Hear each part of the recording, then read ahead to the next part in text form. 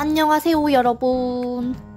아무것도 모르는 햇병아리 사장이 알려드리는 냉혹한 현실 이야기라고 맨날 구구절절 장사 안되는 이야기 꼭 극복해내겠다는 정신승리만 이야기해왔는데 세금 걷어가는데 혈안이 되어있는 국가마저도 공식적으로 감자 취급해준 덕분에 요번만은 제가 승리자가 된 것이 아닌가 착각이 들 정도로 아주 조금 기쁜 날입니다.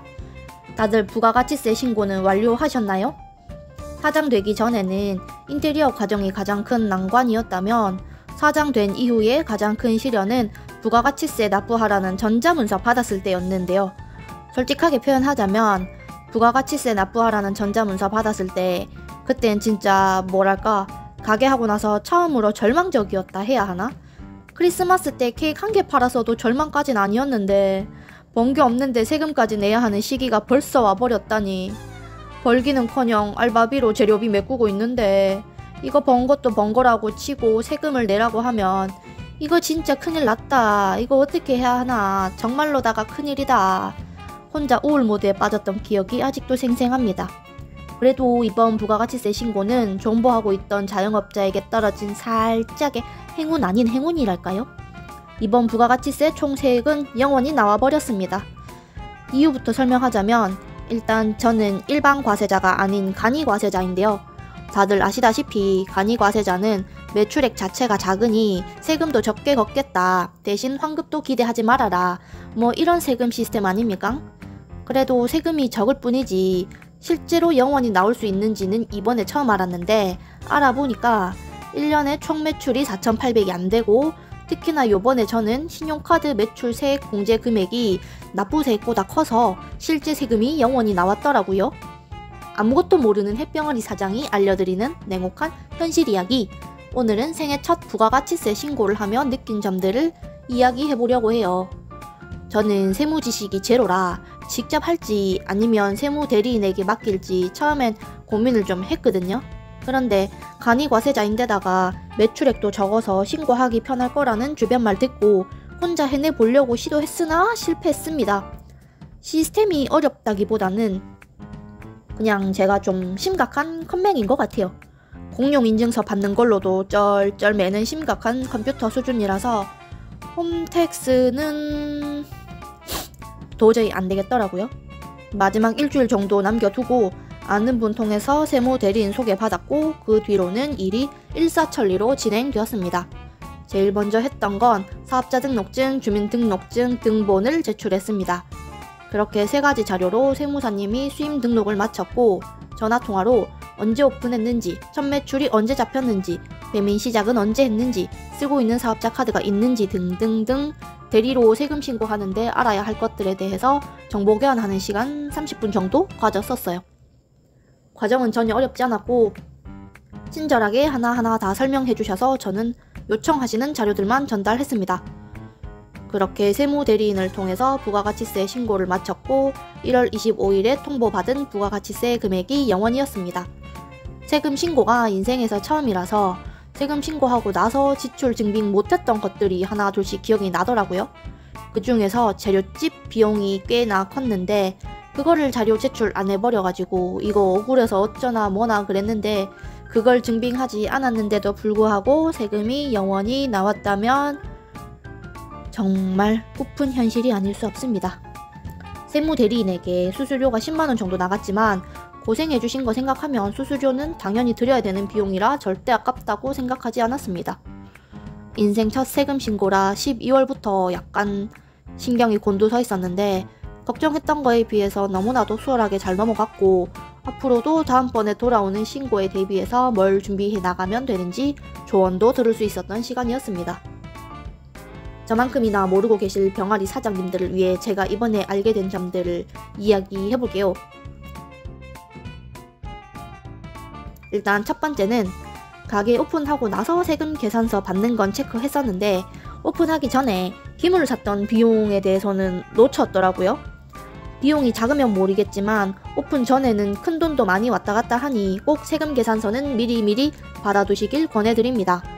저는 기계 살 때 총 비용이 1,200만원 들었는데 600만원은 현금, 600만원은 카드였거든요. 그래서 처음 600만원 현금 처리하고 나서 전자세금 계산서를 발급해 주셨는데 이럴 때 쓰는 거구나 하고 처음 깨달았어요. 가게 시작하기 전에 인테리어 과정에서부터 들어가는 지출 내역들은 가게 오픈하고 나서 한참 뒤에 사용될 세금 계산서 때 놓칠 수가 있는데 남들이 안 챙겨주면 결국 모든 건 본인의 손해잖아요. 꼭 명심하시면 좋을 것 같아요.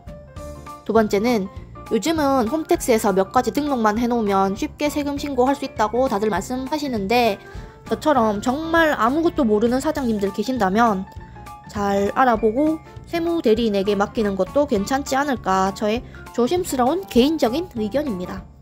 물론 우리는 번 돈보다는 쓴 돈이 많은 굉장히 지갑 사정 열악한 사람들이잖아요. 수수료가 아깝다는 생각은 당연히 들 수 있지만 그래도 전문가가 괜히 전문가는 아니더라고요. 저라면 머리 끙끙 싸매고 몇 시간을 헤매도 못했을 일 처리를 한두 시간 만에 뚝딱 해내시는 걸 보고 시간과 돈을 바꾼다는 건 이런 걸 보고 하는 말이구나 그런 생각이 좀 들었어요.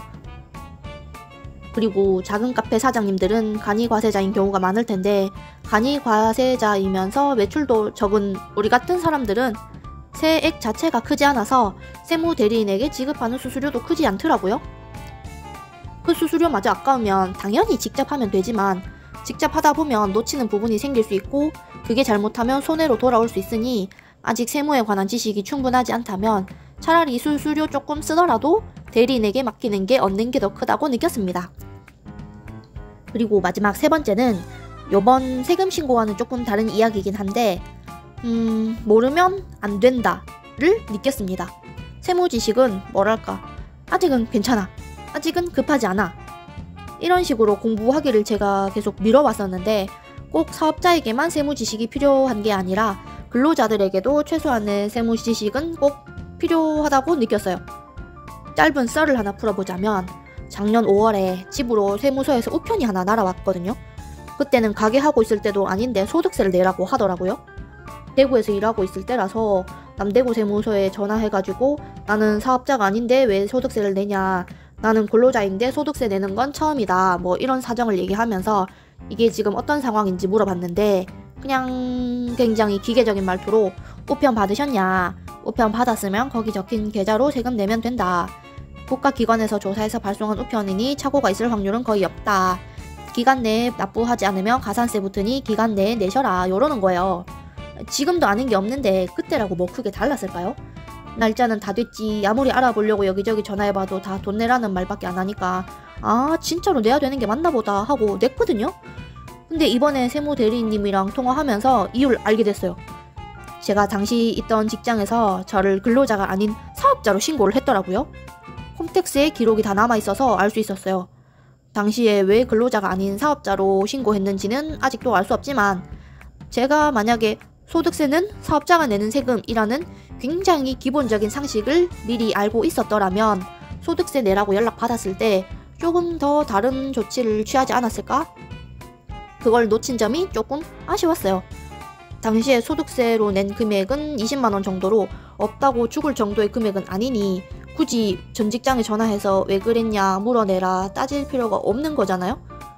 돈에 대한 문제가 아니라 기본적인 세무 지식은 사업자뿐만 아니라 일반 근로자들도 알고 있어야 하는구나를 느꼈습니다. 공부해야 한다. 나를 지켜줄 수 있는 건 공부밖에 없다. 요즘은 그 생각하면서 사장에게 안 해도 되는 공부는 없다는 생각 아래에 모르는 거 있으면 일단 다 메모장에 적어놨어요. 그래야 나중에 짬나면 공부하겠죠? 정말 한시라도 정신을 놓을 수 없는 뿅아리 사장님들, 우리 언젠간 통장에 쌓여있는 여유 자금으로 부가세 내는 그날이 올 때까지 포기하지 말고 열심히 함께 노력해봐요. 이번에는 운 좋게 국가에서 인증한 감자 취급당해서 세금 안 내고 넘어갔지만 참 슬픈 일이 아닐 수 없습니다. 그럼 다음번에는 행복한 소식 물고 올 수 있길 바라면서 다들 행복한 한 주 보내세요. 빠잉!